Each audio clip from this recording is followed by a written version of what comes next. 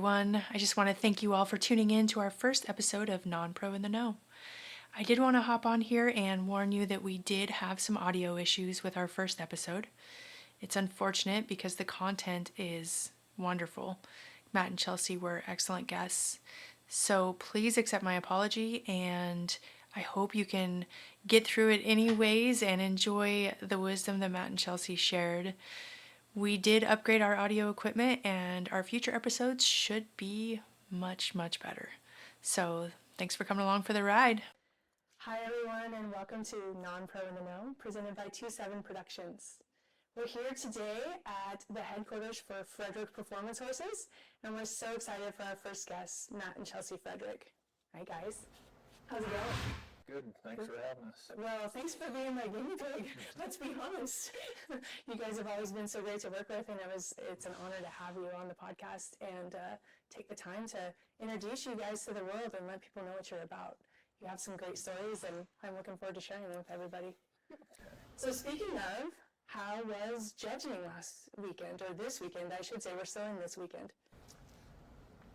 That went pretty smooth. I'm not a card-holding judge, but every now and again I'll get asked to judge a high school rodeo cow horse deal, and so just try to help out. Where were you this time? Winnemucca, Nevada. Okay. It was for the high school rodeo there, so. Oh, great, great. Were there a lot of attendees and participants? There was 20 cutters and I think 14 cow horses. So, oh, that's great. And they all went for 2 rounds. So. Awesome. So a weekend, but not like long, crazy show horse hours like sometimes, right? Yeah, that's great. That's great. And it's so good to see that we're really promoting that youth industry and how much it has come up through the high school rodeo. It's reassuring and optimistic, at least, right? Yeah, so did you go along to help, Chels? I did not. Nope, I stayed here and held down the fort and rode 2-year-olds. And ooh, right on the 2-year-olds this time of year. That's a process, isn't it? they're all pretty good. That's great, yeah. That's great. You guys have a beautiful facility here at Allward Ranches, and it's a pleasure to come out.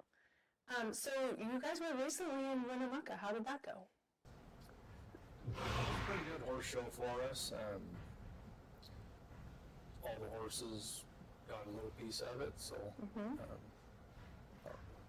And I should clarify, that was with the NRC and CHA show in Winnemucca, Nevada. It's sanctioned through the NRCHA. It's a great little show. If you've never been, I know I enjoy going to Winnemucca every year. They've got one in April and one in June, and it never disappoints. Yeah. Yeah, it's always good to see you guys there too. Flint does a good job putting on that horse show. He works long hours. They've got a good board. It's one of our most favorite shows to go to. Yeah. It really is a good time. It's small enough to be a good time, but big enough that they're running it right. Like it's done well. And it pays well. And it pays well, yes. Which is always nice. Yeah. It's nice of people that get paid. I mean, not all of us get paid all the time, but whatever. Well, that's great. So I would like to take the chance to get to know you guys a little deeper and kind of share your guys' backstories.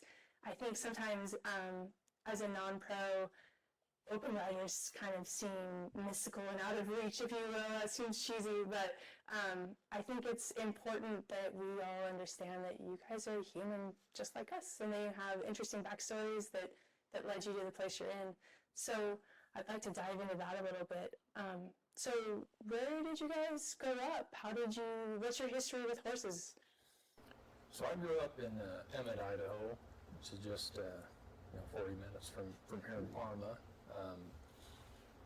And when I was a little kid, my mom and dad had a small farm and had horses, and my dad had some cattle he was feeding in his feedlot, and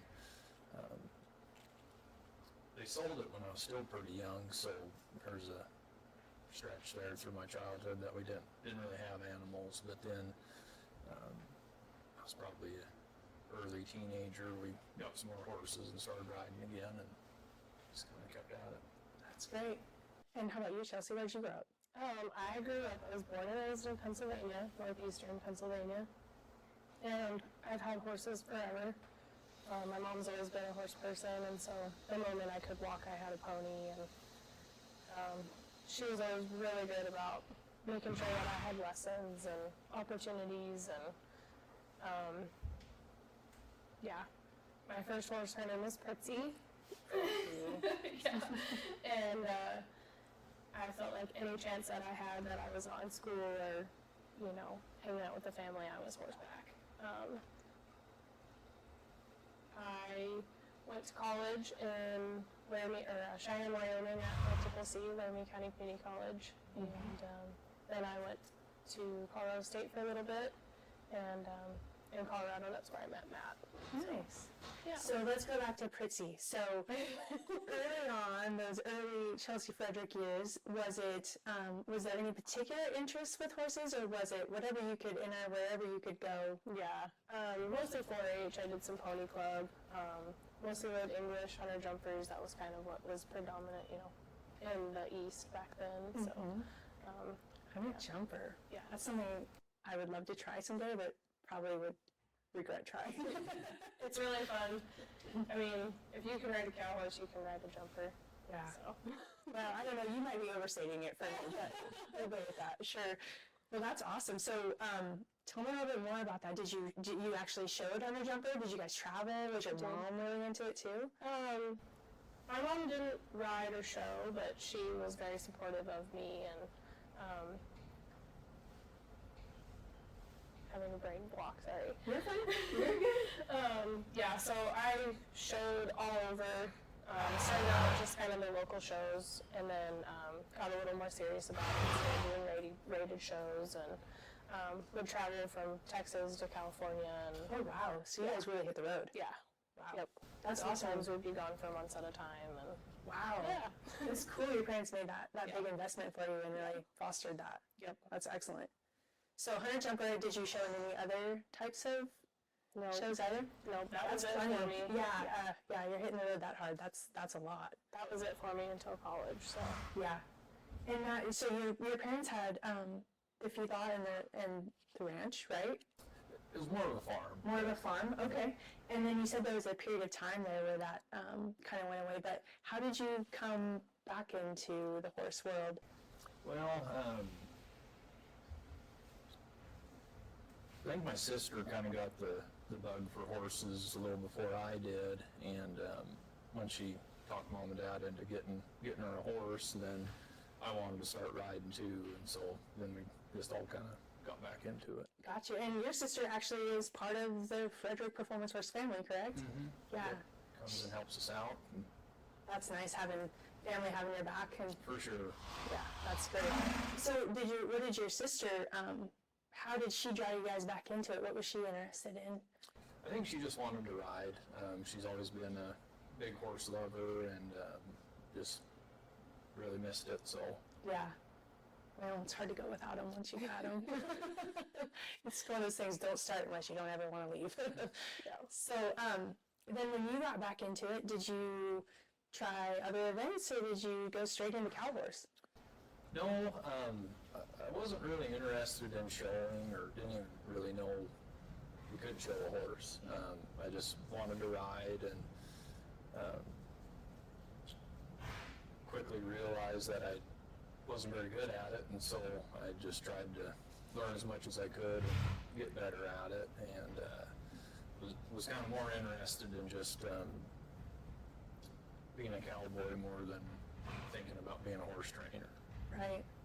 So you've both mentioned how you've had help, coaches, maybe seeked out help in your horsemanship skills. Can you both tell me a little bit more about maybe the people that influenced you and kind of helped bring that along for you and foster that bond? I think the biggest one for me would have been Matt Cook. I worked for him for a handful of years, and just learned a lot from him, and for sure wouldn't be successful at this without him being a mentor. It's a pretty good person to learn from. If you get that kind of opportunity, that's hard to pass down. Yeah. And how about you, Chelsea? Did you have some influential people growing up? And Yeah, so one of my first riding instructors, her name was Paula Hosking. I would say that she definitely gave me the foundation for my riding and like taught me about horses and not just how to ride, but how to take care of them and how they think, and you know, really kind of gave me that big push into wanting to do all of this. I've had a bunch of good people in between, but then I also work with Matt at Matt Cook's, and same thing, couldn't have done it without spending that time there, and really opened my eyes to all of that. Right. In college, I had some really good instructors and coaches, Lene, Travis, Sierra, all those people. I mean, there's countless numbers of them that just gave you little bits and pieces here and there that once you really start thinking about it, like, they really laid the road for you. Right. You gotta pay attention to all of those people. It's amazing how so many people can mold the way that you approach horsemanship as a whole. And it's so funny because people will sometimes say one little thing that sticks with you for the rest of their lives. Yeah. And yeah, so I'll let you think on that because I'm probably going to circle back to that and ask you guys if there is a one thing, but I'll give you a minute to think about that. So did Paula, your mentor, was that hunter jumper? Yeah. And she didn't do just that, though I did. She trained all kinds of people and horses and gave lessons in all kinds of disciplines, but for the most part, she was the one that taught me how to jump and taught me how to sit and collect and, how to feel a horse and all those types of things. So do you find that hunter jumper experience crosses over into the cow horse experience? Absolutely, yeah. In what ways do you feel like that's most prominent? For sure in the reining it helps a lot. Stopping was really hard for me at first, but It's a little different seat, I guess.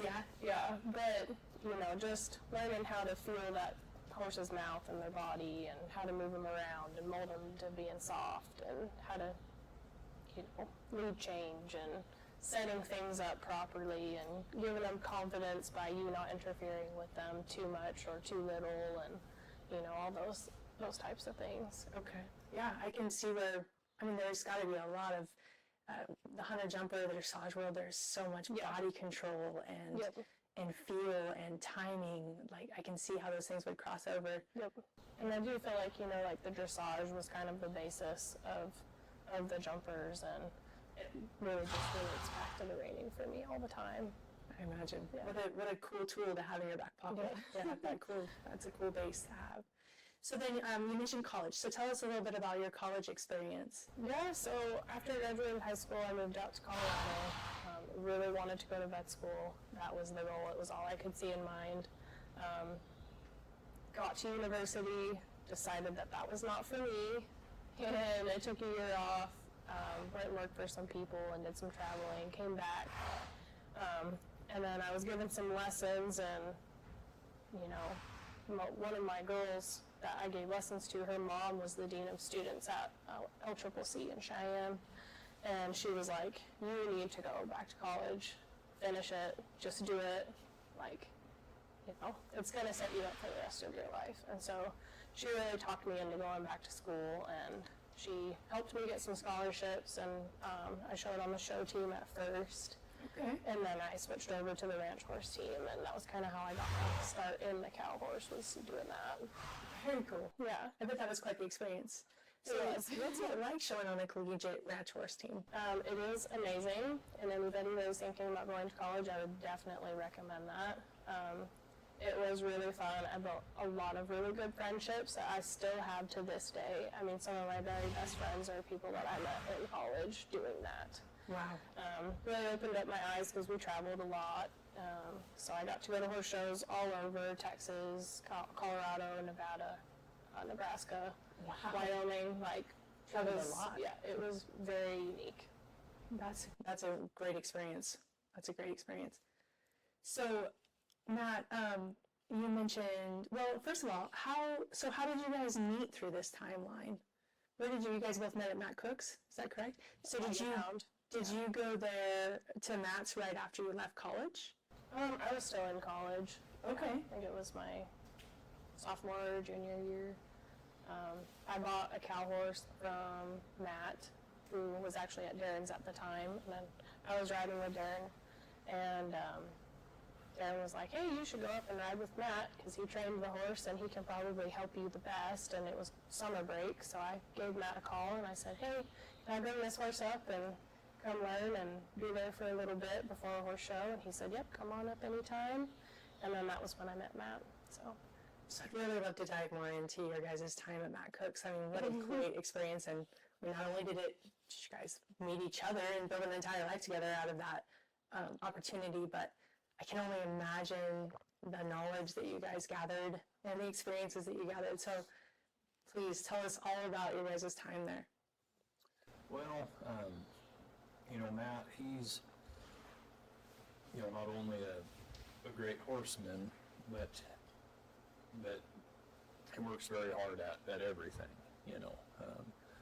and going to work there, I had kind of worked for other horse trainers, but it was definitely not as serious of a training program as what Matt had going on, and so it was pretty eye-opening for me to have that many good horses in one place and to efficiently and effectively ride that many every day, but then also maintain the place and do everything else.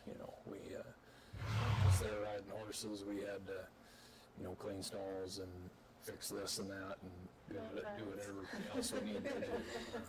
Absolutely. And there at Wagon Hound, we would help the cow crew in the spring and the fall a little bit too. So we had to do a little bit of everything. But Matt, he was, would give us some opportunities to ride some nice horses. There to begin with,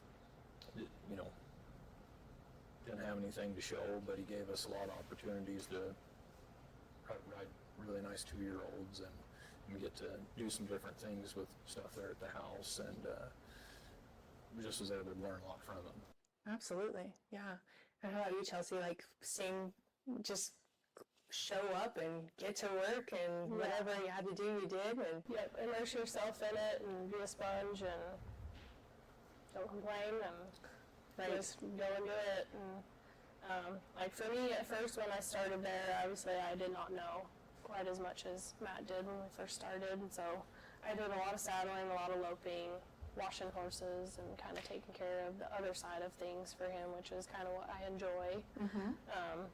And getting to just watch that many horses over and over and over again, especially in front of a cow, was really helpful for me. I imagine. So, Chelsea just said you kind of walked into it with a little more experience than her. Where did you gather that experience from? Well, after I went through a horse program in southern Colorado at Lamar Community College. Okay. And like there, we rode some colts and stuff, but then in the summer times, I would come back up here and I worked for a colt starter that's in the valley, and got to ride a bunch of different kinds of horses, everything from cut and bred type horses to Tennessee walkers and draft horses and just a little bit of everything. And then from there, went and worked on a ranch in Oregon for a little bit, and then my first kind of cow horse related job, I moved to western South Dakota and worked for Kirk Hall. He was showing in the cow horse and had his own set of cows and helped manage a grazing association and stuff too. So had a little bit of both worlds going there, but that was, got to show my first cow horse while I was working there. And tell me about that. Well, it was a horse that Kirk had trained, and I think he was a 5-year-old at that time.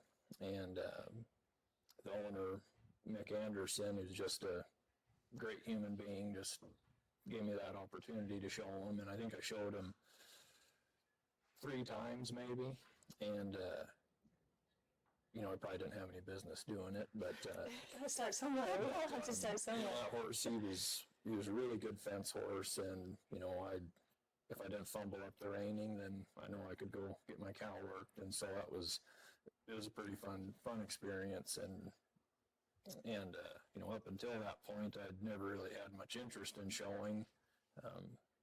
So I'm sure most people can tell I'm not great in front of people. So, you're doing great right and, kind of being in the spotlight just wasn't for me. But after getting to show that horse, I'm competitive enough that I wasn't happy with how some of that went, so I just wanted to keep doing it and get a little bit better. You learn more from failing than we do winning. For sure, for sure, yeah. So what types of shows, so those are cow horse shows, were they like stock horse, were they NRCHA? NRCHA shows, Oh, wow. some AQHA shows too. Okay. But, The AQHA thing kind of hasn't been, has a strong presence in the western part of the country, so I don't have much experience with it, but how was your experience with the AQHA world? from what I remember, it was not much different than the NRCHA shows that we're used to. They were just a little smaller, and just showing in the cow horse, the Derby age horses didn't work out of the herd unless you entered the cutting class. But, Okay. But at least at those, we'd, do the rein and then go down the fence, and it was normal for us. But Right, yeah, absolutely, it's all what you know, yeah, absolutely.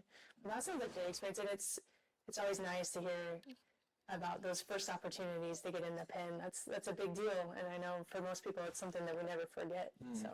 So yeah, that's a good thing. So then from there you went to Matt Cook's, or did you have another stop along the way? yeah, so from there, I went to work for Matt when he was at Wagon Hound. I had a friend that had been working there for probably 6 or 8 months, and he just called me one day and said, "Hey, I think we might be looking for another person," and so gave me Matt's number, and I called Matt, and he just said, "Well, come check it out and see if it's for you or not, because it's not for everybody." And at the time, I didn't really understand what that might mean, but I think he was referring to the amount of work. Right, It's a lot of work. Not for the weak or the faint of heart, that's for sure, yeah. So earlier you mentioned how that colt starting program that you were working in, how you got the opportunity to ride just a variety of different horses. Do you feel like that was beneficial to you going down the road later, or do you think that it's best to kind of stay with a specific type of horse? I think, being able to ride so many different kinds of horses was important. Just because, now we're a little more specialized and trying to train them to do one thing. Each horse is still an individual, and some of those horses, they weren't ever meant to lope, or they just weren't meant to do anything that relates to what we're doing, but you still had to make them a useful animal for somebody. Right. And so, say, it just kind of helped me be able to understand the different personality types, and how to get along with some horses that might be tough to get along with. Right, absolutely. I've always felt that there's a lot of benefit to that, to trying to learn how to work around a different type of personality here and there, for sure. So you guys both end up at Matt Cook's. Sounds like, how did you get hooked up with that opportunity? How did you get? So after I graduated college was when Matt and I got pretty serious. And he was still at Wagon Hound, actually working on the cow crew at this point. And I did some traveling down to Texas and worked for some cutters and did some different things just so that I could open my eyes to how other people train horses and a different discipline and all that stuff. Was there for a while and decided it maybe wasn't for me. And then that fall when I got back, I think that's when Matt and I moved back out to Idaho. And he trained some horses here for a while, a year or two, and then we ended up going back to Matt's. He had somebody get hurt, and when we were at the stakes, he asked Matt if he'd go back and work for him again. And so both of us went, and that was how I ended up there. Okay. So I misunderstood. I was thinking you guys actually met through Matt Cook's facility, but you guys did, yeah. Okay. So that was when Matt was still at Wagon Hound. He was there working for him originally. Okay. Yeah, so after I bought my first cow horse from him, I went up and rode with them at Wagon Hound. Okay. But we did not get together until a while after that. Gotcha. So. Okay. So then you guys hit the road and went back and to do it together, right? That's awesome. So some advice for people that are considering that path and being the assistant. And I mean, do you guys have any thoughts on some advice on that, or maybe words of wisdom that you can share? I think if a person wants to be serious about it, they need to understand that it's a lot of work and it's not going to happen in 6 months. You know, I think I worked for Matt for a little over 3 years, and in reality, that probably wasn't enough. I think if somebody can, and not necessarily just work for one person, but try to be an assistant for 5 or 7 years or maybe even longer, that's going to speed the process up faster.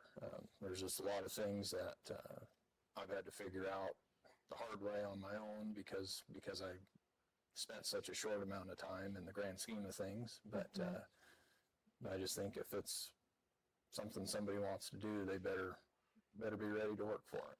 Right. How about you, Chelsea? You have any additional advice on that? Yeah, I mean, definitely pick somebody that you can drive with and can be there for a long time, like more than 3 years, 5 to 7 years, like Matt said, or more. Learn how to run the business, not just train the horses. Learn how to deal with the customers, learn how to have a team behind you that you can trust and coordinate with, and definitely need to learn the business side of things and build relationships and network and camaraderie and all that stuff, so that when you do go out on your own, you're not just out there floundering. Right. You kind of hear that mentioned a bit, that maybe that's a weak spot for a lot of people, that they don't take the time to really dive into the business management part of all this. We all fall in love with the idea of riding a horse all day, and it's great, as much work as it is and as complicated as it is, it's wonderful, but there's so much more to it. There's so much more to it. So, I mean, tell us a little bit about that. Like, how would you suggest people learn that process and go through those motions, or do you have any suggestions on what people should pay attention to? Yeah, so go to college. Number one, don't skip that step. And if you don't want to do that, maybe take some courses on business, finance, management, all those types of things. Before you go out on your own, have an accountant, have somebody that you can talk to about taxes. Aside from that, have somebody you can talk to about finances. All those little types of things that you get 5 years into your business and you're like, oh wow, I really need to be doing some extra things to manage all of this, and Right. It all adds up. It's a very, very expensive world that we live in, isn't it? Yeah. Yep. Yeah. I mean, anybody that has horses knows how fast the costs add up. But when you do it on a scale like this, I can only imagine, it's probably insurmountable. I can't even imagine. Yeah. Yeah. And for a while you can do it on your own, but you can't do it on your own forever. Like, you need people you can trust who are good at their jobs and specialize in those things. Right. Well, I mean, it's the truth in everything, right? Like, Yeah. we're not going to be the expert at every aspect of everything. So when you're weak, hire out and seek that knowledge. Absolutely. And I think that's great advice. So tell me about your time at Matt's. Were there some valuable moments in there, some moments that you really brought back with you and have applied to your horse training, your business platform, any of those things? Definitely. Yeah, when I worked for him, the majority of my job was just riding 2-year-olds, and that was something that I think Matt does a fantastic job of, is putting a good foundation on a horse to where, from the time he gets it going for the rest of its life, it understands how to handle stress, and how to get off of pressure. His horses stop and steer very well, no matter what kind of situation they're in, and it doesn't matter if it's a cow horse or a rope horse or a ranch horse or whatever. Any of those high performance type horses, they have to handle stress and they have to stop and steer. So just applying kind of a basic look to horse training, or I shouldn't say basic, but a simple approach to it is become very important. I think it's easy to make everything complicated, but at the end of the day, if it doesn't make sense to us, it's really not going to make sense to a horse. So, like I say, Matt, he does a good job of breaking things down to make it simple for the horse to understand, and just making sure things are black and white, you know. And again, I think once the horses kind of pick up on that, then it makes teaching them things down the road easier, and then once they understand it, they have it. Mm-hmm. I will say, the times I've been here and videoed your guys' 2-year-olds for sell videos or promotional videos, I can see where you've really adopted that. Like, what you're saying is 100% accurate to what I've witnessed. And I'm always so impressed by how mature your 2-year-olds seem. They're confident, they're quiet, they're not worried or stressed out. They have a lot of buttons, but it doesn't look like you pressure them into having those buttons. And I'm always incredibly impressed. So if you learned that from that, kudos to both of you, because it's something I've really admired in your program, getting the behind the scenes looks that I get. You guys do a great job for sure. How about you, Chelsea? How did you take away from that experience? I think my biggest takeaway from being at Matt's was, work hard, because at the end of the day, nobody's going to do it for you, and the person who can do it the best is usually yourself. Mm-hmm. That's the truth. And that's such a, it's kind of a woman thing to say, I'm not going to lie. No, you're absolutely right. Absolutely right. And you guys are busy and you do a fabulous job of staying on top of it all. So you spend your time at Matt Cook's. You're there for, you said 3 years, is that right?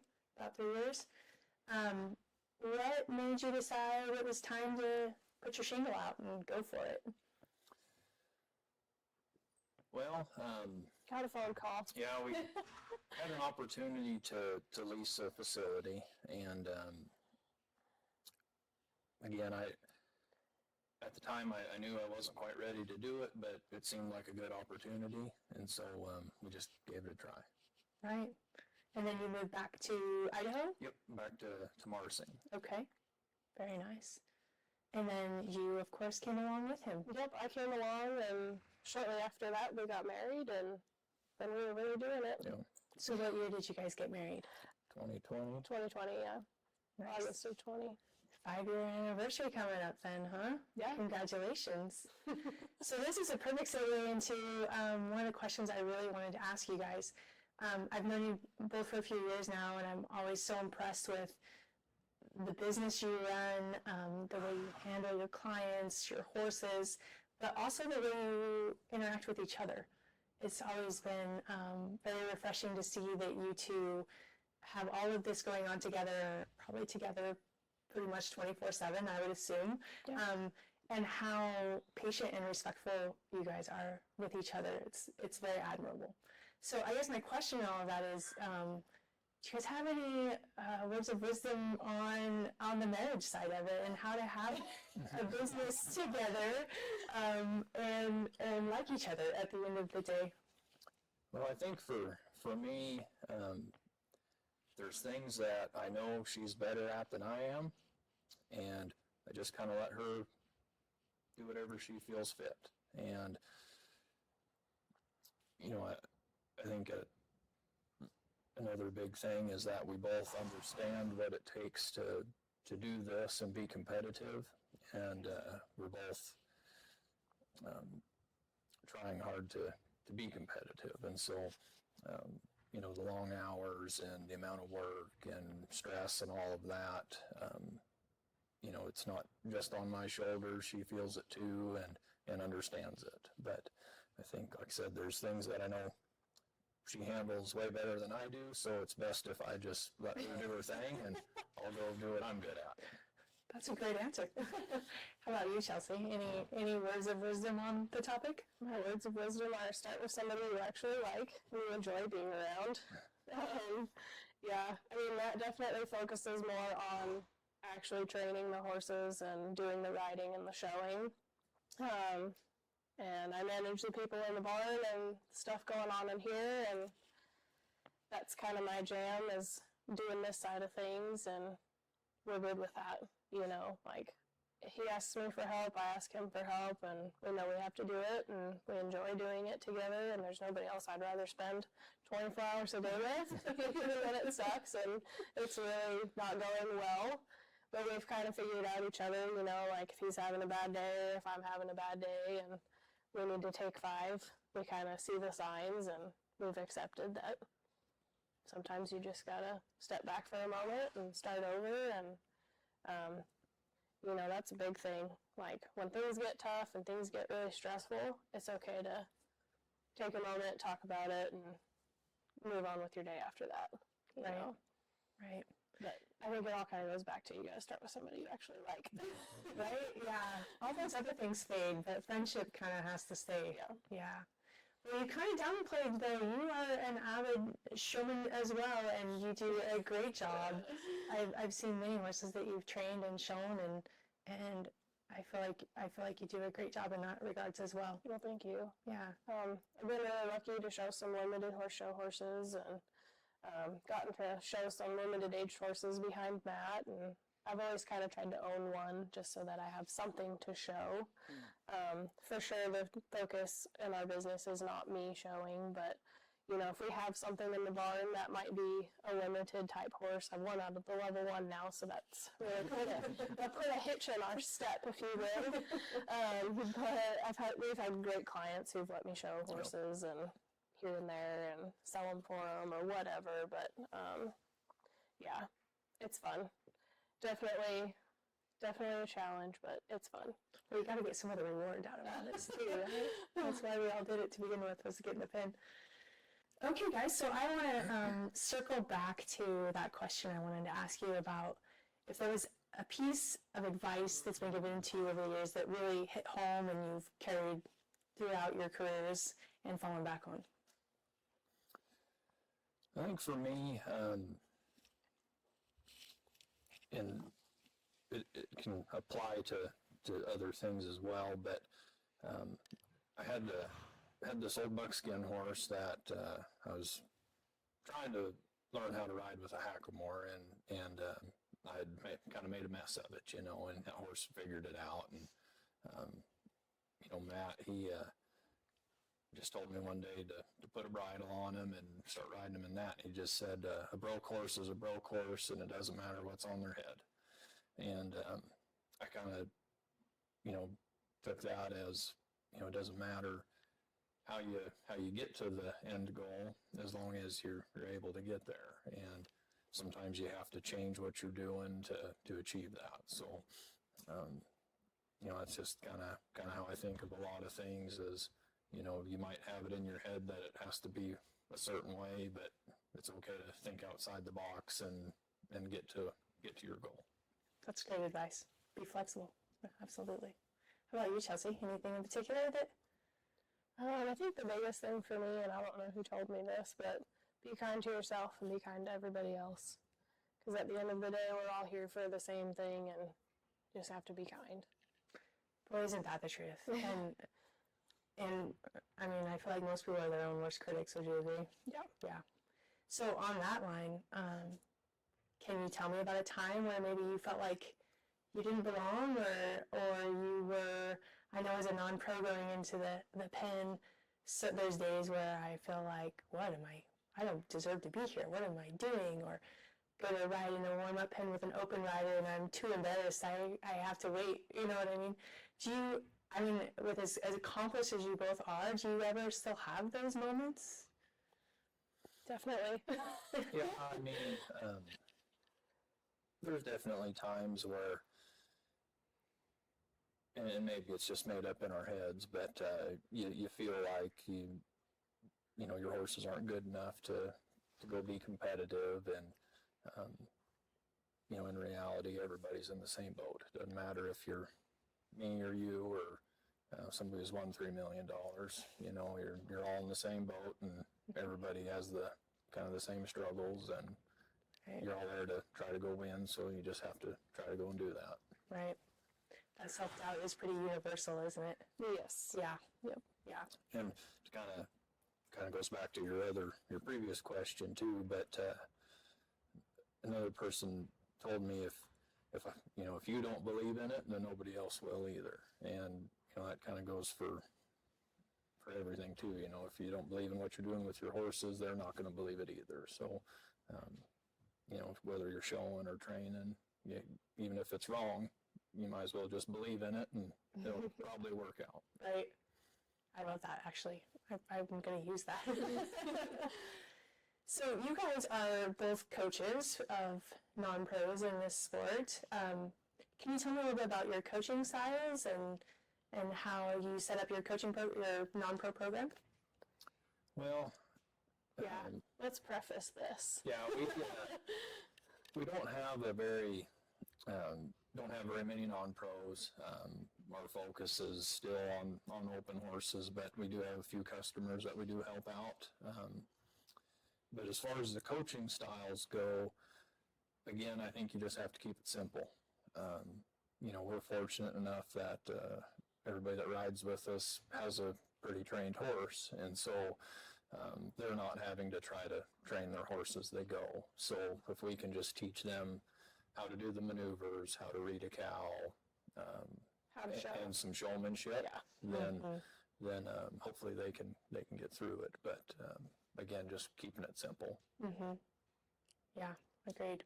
So that brings up an interesting topic, kind of off course, but the difference between horsemanship and training versus showmanship skills. Do you guys have any thoughts on that? Yeah, the showmanship, I think, is something that gets overlooked a lot, but it's equally as important as the training. When you're showing, you have to show for the horse that you have at that minute, not the one that you had 3 days ago at the house that was so much better, and just being able to make an adjustment, or especially with like in the rain, and being able to plan ahead. For that rain, and nothing should be a surprise. You know what happens next. There's an order of events, and everything that your horse might do to you in that arena, they've probably done to you at the house at some point. So having a memory, Or schooling them. or schooling them. Yeah. But I think just being able to feel your horse and plan ahead for different scenarios, and running those scenarios through your head before you go show is important. And on a cow, it's a little different because sometimes a cow can be unpredictable, but again, as long as you're looking at your cow, you should be able to kind of tell what it's going to do. Right. Do you have anything to add to that? I don't. I mean, Matt said there's a huge difference between training one and showing one, and I do think to be successful in this, you have to do both. You have to do both well. Yeah. As an open rider, maybe as a non-pro, you let somebody else train your horse. Yes, And correct. you just show it. Yeah, it is definitely the easier path as a non-pro. Well, that's great advice. So tell me a little bit about your guys' show day prep. Like, what do you do? Obviously you wash your horses, you groom, all the things, but mentally, physically, habits, whatever the case may be, what do you guys do to prepare yourself to walk in the pen and be the best showman you can be? Well, like I said before, I just start replaying different scenarios that we might encounter for whatever event we're doing that day, and how that horse has reacted to that in the past. Whether I've shown them before or whether I haven't, a lot of times they're not going to pull out a new trick just because they're in town. They've done it to me at some point. So I just try to focus on my history with that horse, what they do in certain situations, and what I can do to prepare that horse to where we can get through it better, or possibly even avoid that situation if I know it's going to go poorly. So, if I know a horse is anxious or scared of cattle or something like that, then maybe I'll try to set up the situation where there's not as much pressure on that horse while I'm showing. Right. How about you, Chelsea? Do you have any show day mumbo jumbo, some Inputs. secret you can I know Matt's a little different than me. Matt likes to kind of keep to himself and be in his head, and that's his deal. For me, if I am in my head and I'm quiet, it's usually not going very well. So I try to be out in the open with people and busy and talking and not overthinking it. I definitely want to have a plan before I go into it for sure, but I used to never get nervous when I was a kid showing, and then when I switched over to this cow horse thing, I really picked up this anxious pre-showing deal, and so I've learned to deal with that. But yeah, I try to not be too in my head after I'm kind of getting ready and warming up, and I kind of have like a little regimen that I do after I warm up and I get my horse ready. I have to have a piece of gum and take a drink of water, and I know that sounds ridiculous. No, but it doesn't. It really makes a difference for me, and I try to just not be overwhelmed and anxious before I go in. So whatever I need to do to accomplish that is what I do. Right. Great advice. So you mentioned that you've worked hard to overcome those show nerves. Any? I know that's something I struggle with. Any suggestions on how to get a handle on those feelings? Do it more. Do it more in low pressure situations. School your horse a lot. Not only is it good for your horse, but it's good for you.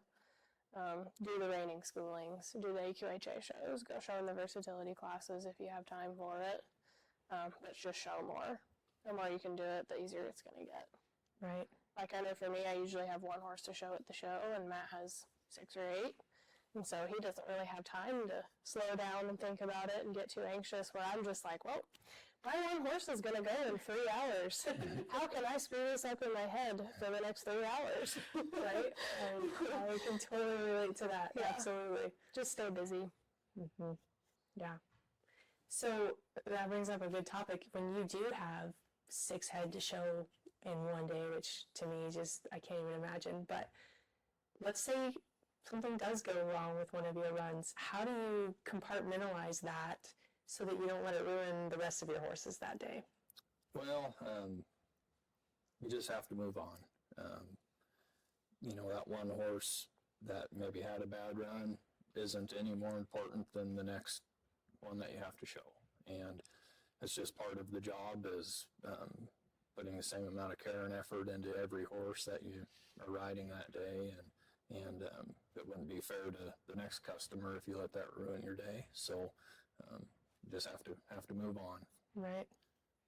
Right. I'm sure that's something you learn to be better at. It wasn't easy at first, but it, on the other hand, you have another opportunity to go do well. And if you stay grumpy and fixate on your bad run, then you're missing out on the opportunity to go have a good run on the next one. So for me, the opportunity to have another good run is more worthwhile than kicking rocks for 3 hours and pouting. Right, yeah, absolutely. You kind of got to pull yourself up and get back on, right? That's very true. So, as a showman, I'll ask you first, Chelsea, what is like one piece of advice that you would give to a non-pro on show day? Like, whether it be during their performance, in preparation of their performance, whatever the case may be, like, if you had like, hey, just do this and it will be okay, what would it be? Just remember that if one thing goes wrong, it doesn't mean the whole thing has gone wrong. I've seen so many times where people, have a small mistake somewhere, their horse looks off somewhere and moves them for a brief moment, or one part of the reining goes poorly. You still have 6 more maneuvers, finish the pattern, go work your cow, because you have no idea what the rest of the pen of horses has done. Right? So finish your run. No matter what, go finish your run, have a smile on your face. It's usually not your horse's fault. Just keep showing, and it's going to work out for you in the end. Good advice. Yeah. So I'm going to ask you the same question, Matt. I'm going to give you the choice. I know you have somewhat limited judging experience, but I'm going to give you the choice of choosing from a judge's perspective or from a showman's perspective that one piece of advice that you would give to a non-pro to stand out in the show pen that day. Well, I think it would my answer would kind of fit both. Don't overshow your horse. If your horse isn't going to do a certain thing well, then don't try to +1.5 it. If all you can do is zero that maneuver, then zero it and then go show your horse in a different area that a horse can excel at. I think a lot of times people are trying to win and they try too hard, and their horses might do certain things well, but then the other things that they don't do well, they look worse because they're trying too hard. Right. And this may be redundant, but my next question would be, if you had one piece of advice and were to tell a non-pro, or something that you maybe see non-pros doing consistently that they should reconsider, what would it be? What would you tell them, hey, you might want to consider not doing this anymore?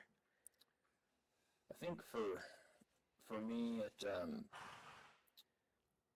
would just be, maybe not so much in, while you're showing, but just in everyday life with your horse, that everything you do with that horse affects everything that you do with that horse. And so, if you're out in the warm-up pen and you're just riding around, and after every time you stop your horse, you turn to the left, there's a reason why when you go stop them while you're showing, they lean to the left. They don't just do that just because. Right. And so all those little things that a lot of people don't pay attention to, they make a difference. And so just whenever you're riding your horse, ride it with purpose. Even if you are just going to exercise it, there still needs to be some horsemanship there. Absolutely. I actually have a story about a very embarrassing moment that actually directly relates to that advice. I was in Montana at a show. It was my first year in the NRCHA. My horse had been kind of awful in the start of the turnaround. We'd been having some struggles with making it clean. I'm sure it was far more me than him typically is.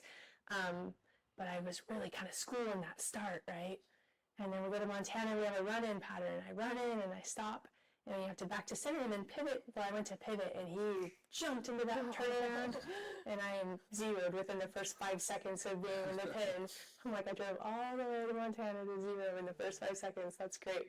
So that hits home with me very much so. Like, you're absolutely right. Those things, like you said earlier, horses need very black and white, and when you pound that right answer into their heads, they are going to take it to heart. Yeah. So it's great advice.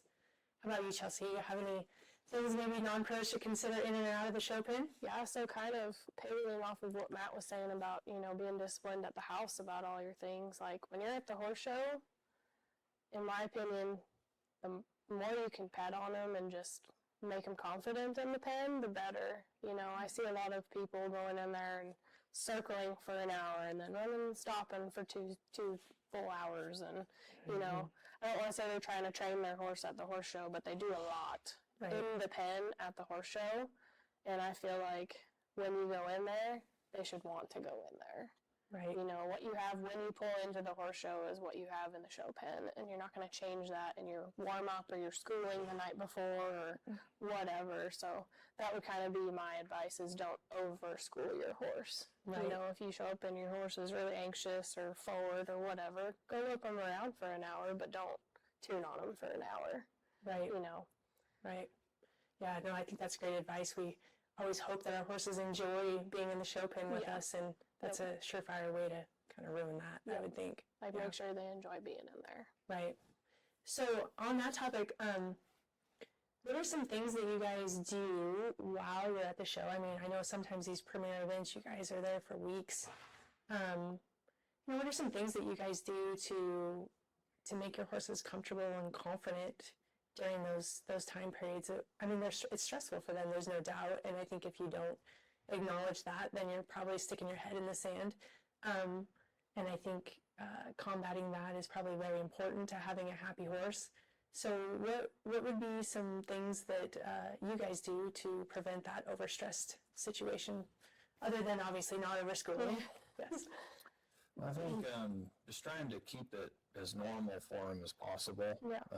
Normal feed times. And like Chelsea was saying, not over schooling them. Especially if we have to drive for a day or 2 days to get somewhere. Maybe that first day that they're there, all you do is exercise them lightly and just let them go see the sights and stretch their legs. But then when you do start working them, just not overdoing it. Because like, Chelsea said, they're, you really, it's hard to make them better than what they were when you left the house. And so you can for sure make them worse. But just trying to keep it as normal to a normal day here at the house for them, I think, is a big thing. Right. Do you have anything to add to that? Yeah, I mean, I would just say just listen to your horse. Yep. You know them better than anybody else does. So if you get on them and something doesn't feel right, it's probably because something's not right. Feedback that you've gotten from judges or experiences that you've had yourself, as a judge, watching a non-pro competitor, not as a horse trainer, not as a coach, but as a judge, what would be one piece of advice that you would give a non-pro to maybe, let's say you're judging a class of 40 in the boxing. Is there something that they can do to maybe just stand out a little bit more in a class that big? I think, especially in the reining, just having everything look like it's on purpose. And again, that kind of goes back to the person showing being able to plan ahead.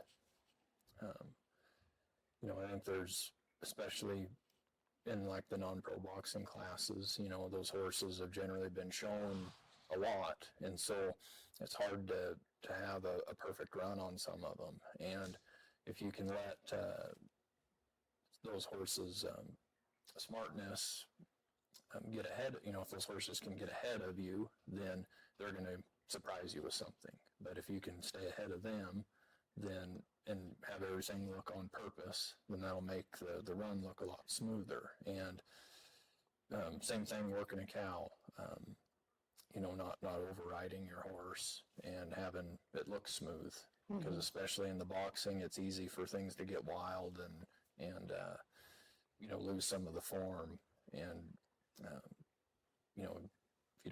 if you overshow your horse, then you're going to miss a cow somewhere and possibly get run over or something like that. But if you ride your horse for what it is and make everything look on purpose and smooth, then to me that's worth a point. Right. If not more. Mm-hmm. How about you, Chelsea? Have you gotten some feedback that maybe something you carry into the pen as thinking what the judge is wanting to see? Yeah, I really agree with Matt. Be smooth. Kind of the same thing I said earlier. Don't let anything ruin your run or bother you. If something isn't perfect, then the next thing can be better. Mm-hmm. And I do see some people who are going in there, and don't overshow your horse, but maybe show some courage, because like most of those horses, most non-pro horses are pretty good. Go show your horse, Mm-hmm. Absolutely. So I'm sure you guys have a busy year ahead of you. Tell us a little bit about where you see your program going in the year 2025. Well, before too long, we're going to go down to the Derby in Scottsdale and have at least one Derby horse to show there, but then we're also going to show our 2 rein horses and show a couple in the open bridle and run for $1 million qualifier. So hopefully we can get something into that. That'd be kind of neat.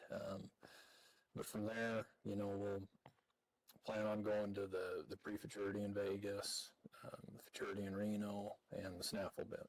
So Very nice. How long of a haul is it for you guys to get to the snaffle bit in Fort Worth?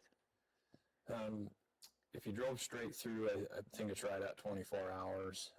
We'll usually stop somewhere along the way and try to make it easier on the horses. But Right. So the Run for a Million qualifier, that's exciting. Can you tell me a little bit about the bridle horse that you plan on entering on? well, we're gonna enter on two. One, her name's Rebelicious. Is a metallic rebel filly out of a dual ray mare, and it's a horse we've had since she was a 3-year-old, and just a pretty neat little horse. You know, not very big, but very talented, and probably the smartest horse on a cow I've ever ridden. You know, she can know what a cow's going to do before the cow even does. You know, the other one's named Starlight Time. He's a one-time Pepto out of Starlight Edition, and again, another horse we've had since he was a 3-year-old, and just been a very good horse.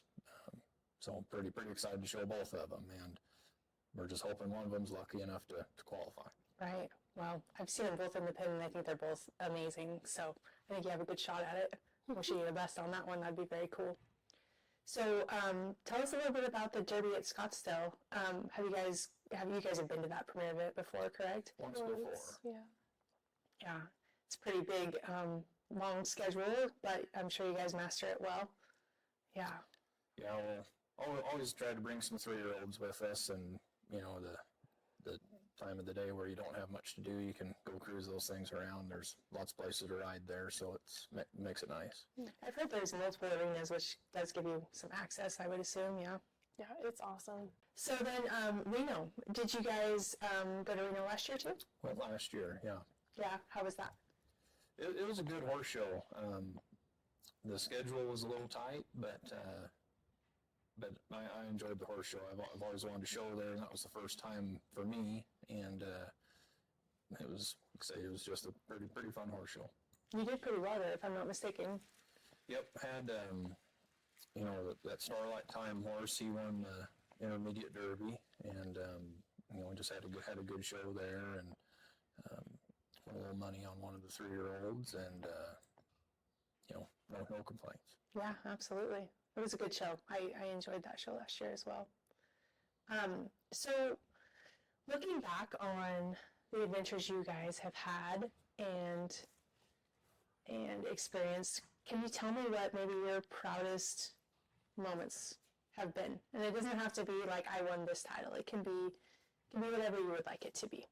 But is there something leading up to this point that you're like, wow, I'm really glad I accomplished this? I mean, there's a few things for me, I guess. You know, I think something that we worked really hard for is to have a barn that had nothing but cow horses in it.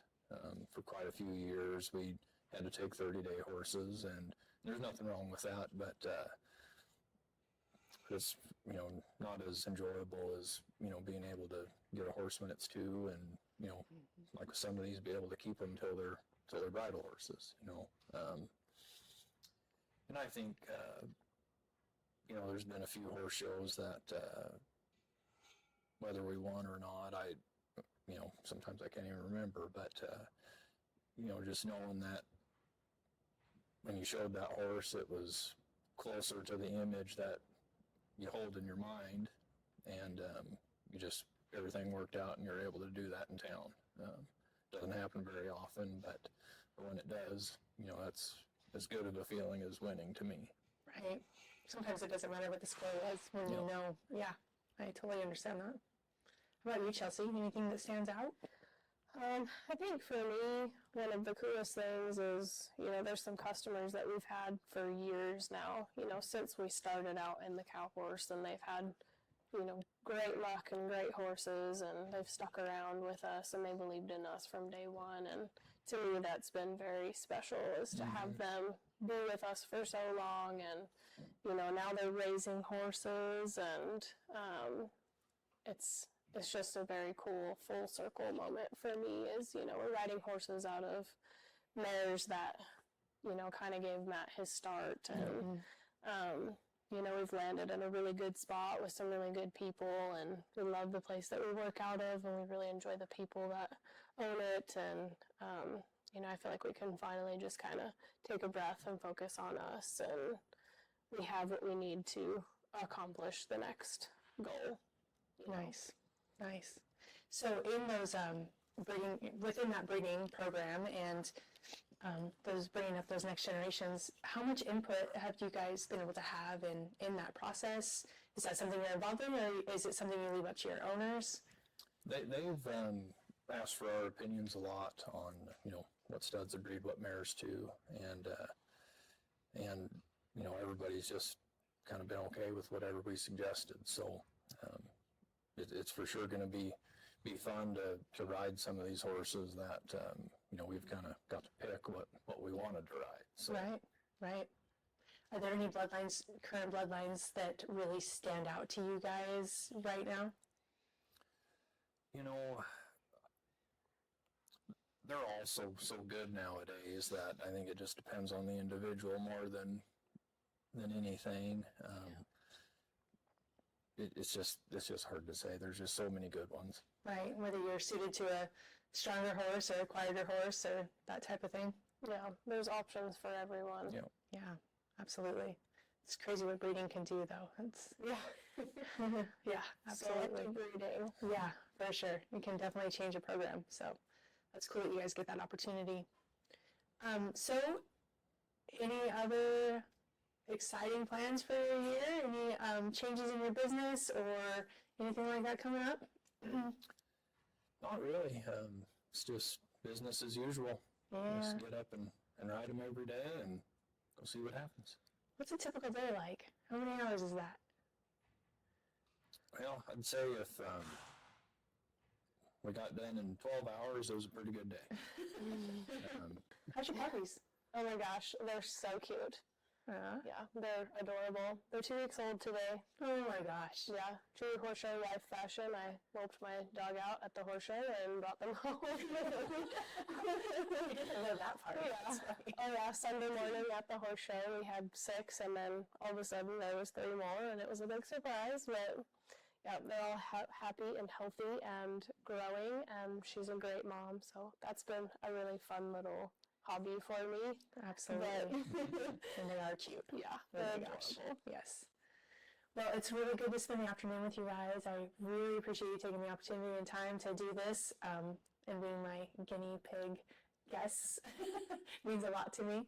And if you guys are looking for a great program, I mean, I don't know if they're accepting, but I can tell you from what I've seen, I have a lot of respect for Matt and Chelsea and the horses they put together. So never know, but we'll see them on the road for sure. So, all right, well, thank you guys, and Thank you. we'll catch up with you soon, I'm sure.